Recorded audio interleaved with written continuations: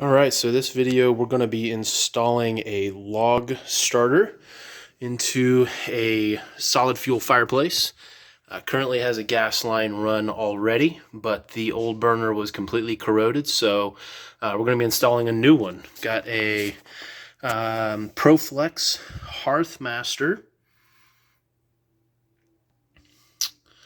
log starting bar. Here's what it looks like out of the packaging. And we're going to be installing that into the fireplace, installing a gas line to get to it. We're coming off the existing port in the fireplace here, and there weren't very many videos online of people doing this, so I thought it might be helpful for someone else out there in the future. So let's get started. So first thing I'm going to do, I've got it out of the packaging like you guys just saw. I want to get it placed into the fireplace where I want it, so that way I can measure my copper tubing here. So I want to get it lined up. Again, here's the existing gas outlet. I'm going to be running copper wire, pipe from that to the actual burner itself, and I need to know how much I need and how I'm going to bend it. So that looks pretty good right there. So that's the first thing we're gonna do is position it, and we'll go from there. All right, so got it positioned. We got our copper flex line here. This is gonna be challenging because I don't have a tripod or anything. So I'm just gonna give you guys the idea. I've got this end of it already flared. See if we can pick that up here. So make sure you flare the ends of your tube if that's what you're gonna use. There we go. Then we're going to lay it in there and get an idea of how much we need.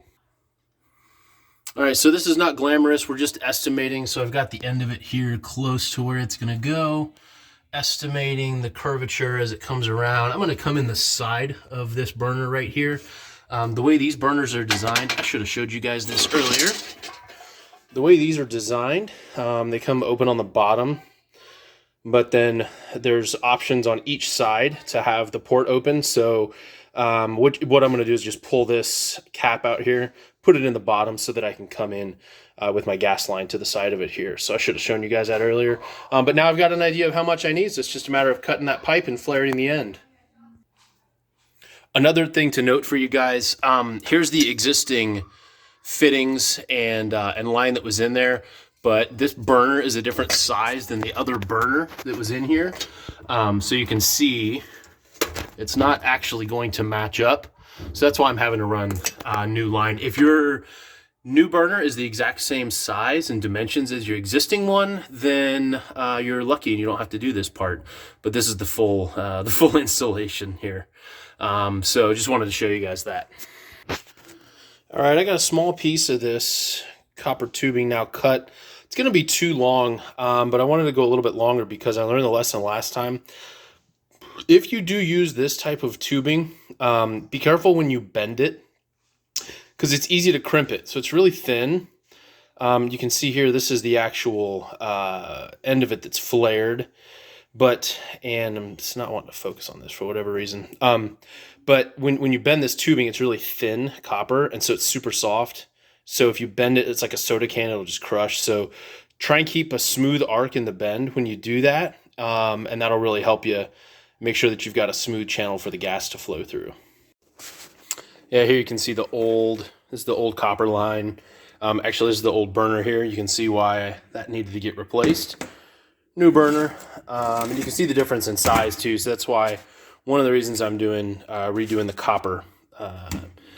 I'm going to show you guys real quick how to swap these out, those caps like I told you. And then you can also see here when I pulled this out, I was talking about the crimping just a minute ago. You can see where I crimped that line right there, pulling it out, just being careless. And I'll show you how easily that happens. Look at that. Boom. And now your gas is cut off and now you got an issue, right? So just be careful with the copper. All right, well, getting these little compression fittings off of here can be a challenge.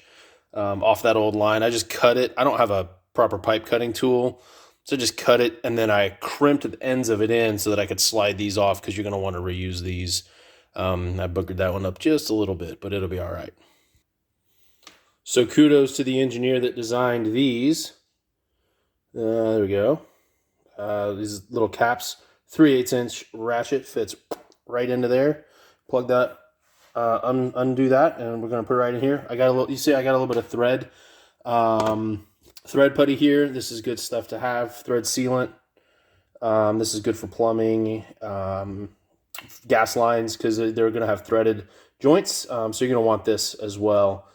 It's sticky stuff, so don't get it all over you. All right, got that swapped. Piece of cake, took about 30 seconds. Now I've got the old 90-degree elbow. Just gonna clean it up a little bit. It's not too bad, but take the wire brush to it, clean that up so that we can get a good seal there. I'm also gonna keep this little washer. You don't need it. It's probably not on yours. It was attached to the previous assembly, but I'm gonna use it kind of like a little lock washer once I get this on there tight. All right, got that cleaned up now. Look at those threads, much better. And yes, I called that a locking washer a minute ago. Locking nut, sorry, that's what I'm going to use that for. Again, not necessary. I'm going to hit it with some of the thread sealant and get that bad boy. She's going to go on here just like this. So there's your compression fitting here with where the flared copper is going to go to. This is going to go in here once we get some thread sealant on it. And as with all projects, this one came with an unexpected surprise. Should be simple, right? Thread sealant and threader right on there, right? So let's go ahead and thread that on here for you. Oh, wait a minute. Those are not even the same size. So we're gonna have to go head to the store and grab an adapter to fit these two together. And I'm not sure exactly what the sizes on these lines are. So we're gonna be taking this and the burner to the store with us to find an adapter for these pieces. All right, so got the copper cut now, got the ends flared, ready to attach this end here and that end there. So get those attached up, and then that should be our last step. All right, and final step of the installation is complete. Burner's in place where it's going to go. Gas lines have been run. I did put a little bit of additional thread sealant on both of these flared compression fittings as well. So a little bit of sealant on there, you can see. And we should be good to go. So let's test the fire.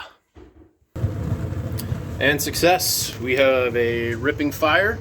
Perfect for starting logs. Whole lot easier than using paper and kindling and tinder and all that to get your fires going. So hopefully this is helpful for you guys. And hopefully your project goes smoothly.